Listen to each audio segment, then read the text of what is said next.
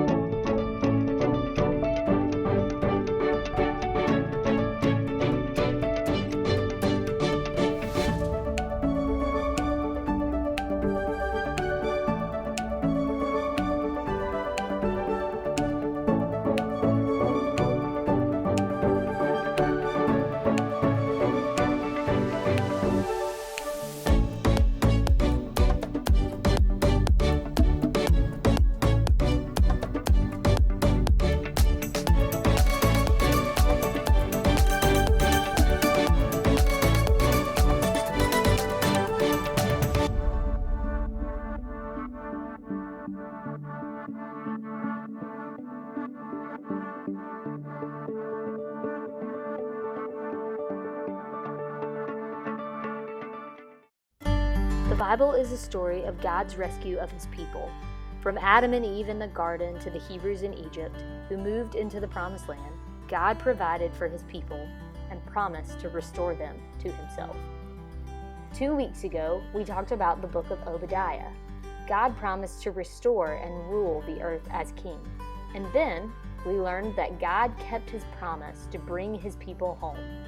King Cyrus allowed God's people to go back to Jerusalem and even provided them money to rebuild the temple, which is amazing. But when we left off last time, the people had rebuilt the altar of the temple and the foundation. And did they stop there? With just the foundation? Believe it or not, they did, at least for a little bit. Let's hear more. After living in Babylon for 70 years, God's people were home.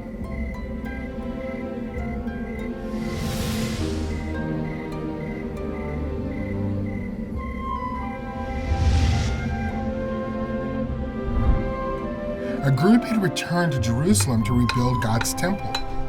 They had started the work, but their neighbors didn't want them to rebuild the temple, so they stopped building. The people made excuses. Maybe it isn't the right time to rebuild the temple, they said. They thought that because the task was difficult, maybe God didn't want them to do it. God sent the prophets Haggai and Zechariah to encourage the people. So the leaders, Zerubbabel and Joshua, started working on the temple again. At this time, Darius, the king of Persia, ruled over the land of Judah.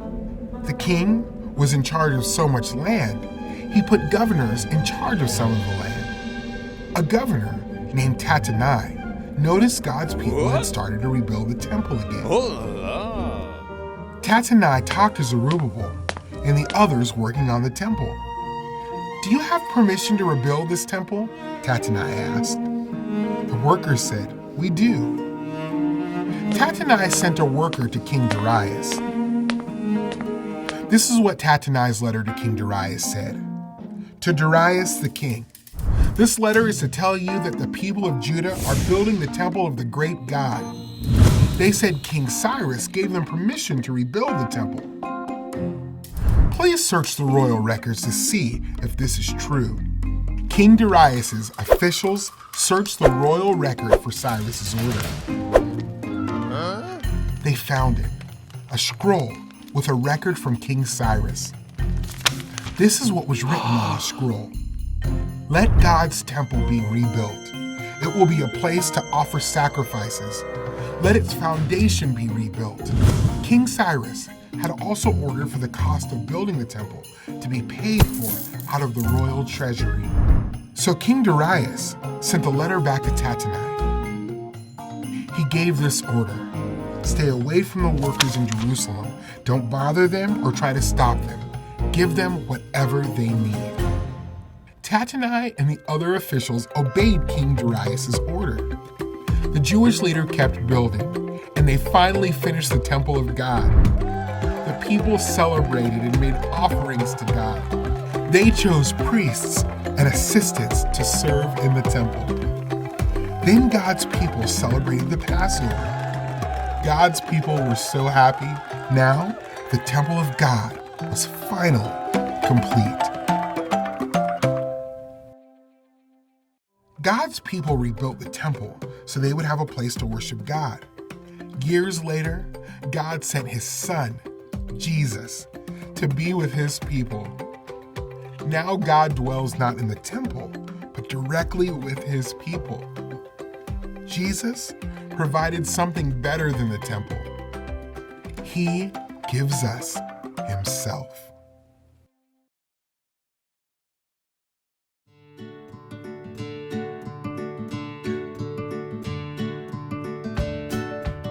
What did Israel's neighbors think about them rebuilding the temple?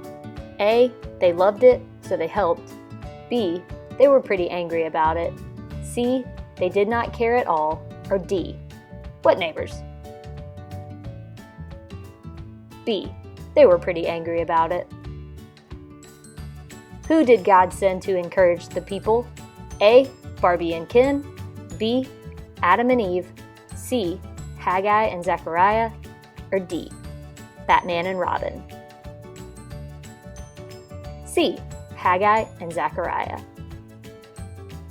Who asked King Darius if the Israelites were allowed to rebuild the temple? A, Ezra. B, Joseph. C, Zerubbabel. Or D, Tattenai? D, Tattenai. What did God's people celebrate once the temple was rebuilt? A, Passover. B, Independence Day. C, the last day of school. Or D, Christmas Day?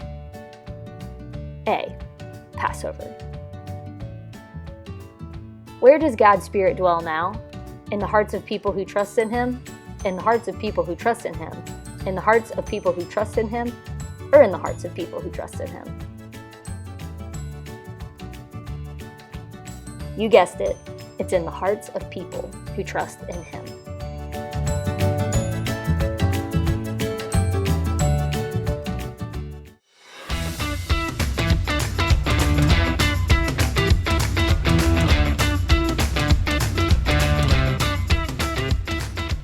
Hello, Renata family.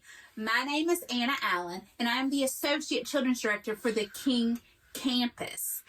These are my lovely nieces, Melanie and Emily, and they are here to help me today play a game with you guys. Are you ready? Yes! All right, follow me, ladies.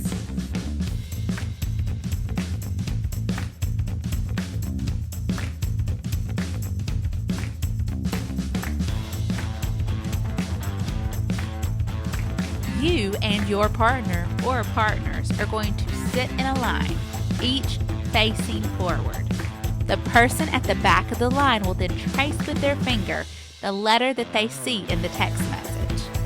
The person in the front will write down the letter they felt on their back on a piece of paper. This will continue until all the letters are written on the piece of paper. Be sure to take a selfie with your word you spelled out when you are done, just like we did with our word. Now it's your turn to play the game. So, only one person is going to look at the screen.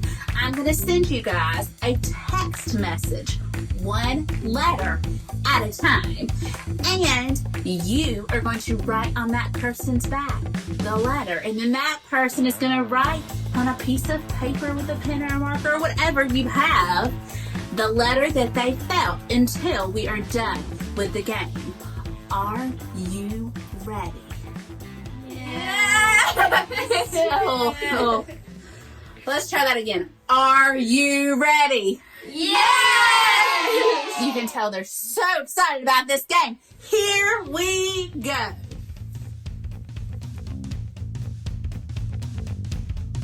There's the first letter.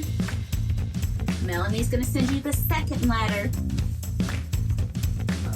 Emily's going to send you the third letter.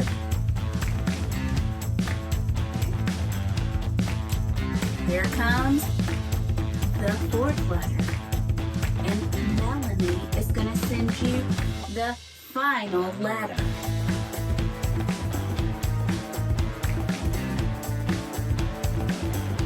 Now I'm going to send you the word all together. Don't look at the screen until you're ready, though. Now, everyone can look at the screen to see what word they should have written.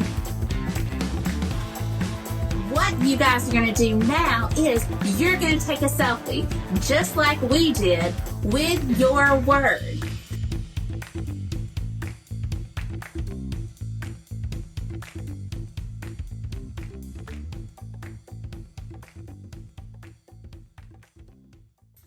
Was it hard to decipher the message just one letter at a time? Yes.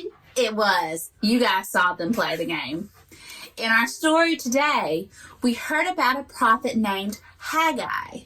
Thankfully, God didn't communicate with Haggai just one letter at a time. God's message to his people in today's story encouraged them to do something that was hard.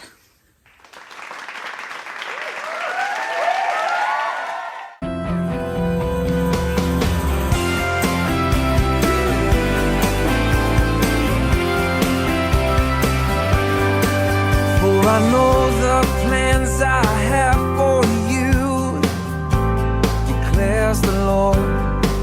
For I know the plans I have for you, declares the Lord.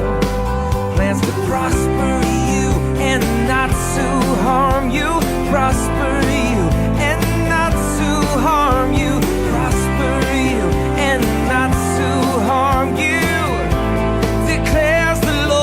Plans to give you hope and a future. Yeah, yeah. Hope and a future. Yeah, yeah.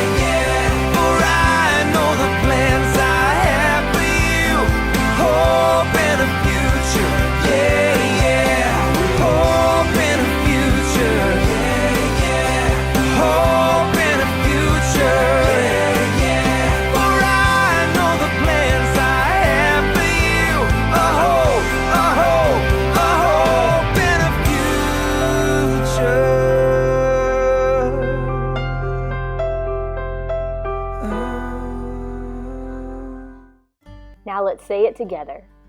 I know the plans I have for you, declares the Lord. Plans to prosper you and not to harm you. Plans to give you hope and a future. Jeremiah 29:11. How is Jesus the perfect prophet? Jesus perfectly reveals God the Father and fulfills what the prophets spoke. God's people rebuilt the temple to glorify God. So where is the temple today? Well, technically, there isn't one.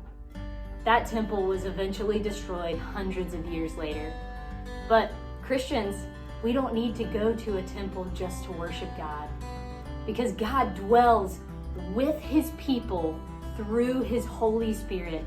He lives in each and every Christian, and God's people can worship him anytime, anywhere. God's people rebuilt that temple so they would have a place to worship God. But years later, God sent his son, Jesus, to be with his people. And now God dwells not in the temple, but directly with us through his Spirit. Jesus provided something better than the temple. He provided himself. Let's pray. Jesus, thank you for coming for us. Thank you for dying for us. Thank you for dwelling in us. You are our safe place. And God, we pray that you would send your Spirit to your people today and remind each and every one of us how much we're loved. In your name I pray. Amen.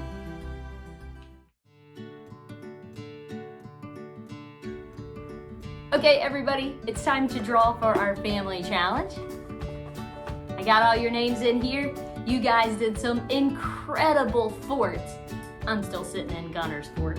All right, our first winner today is Ethan and Annie Johnson. Next one,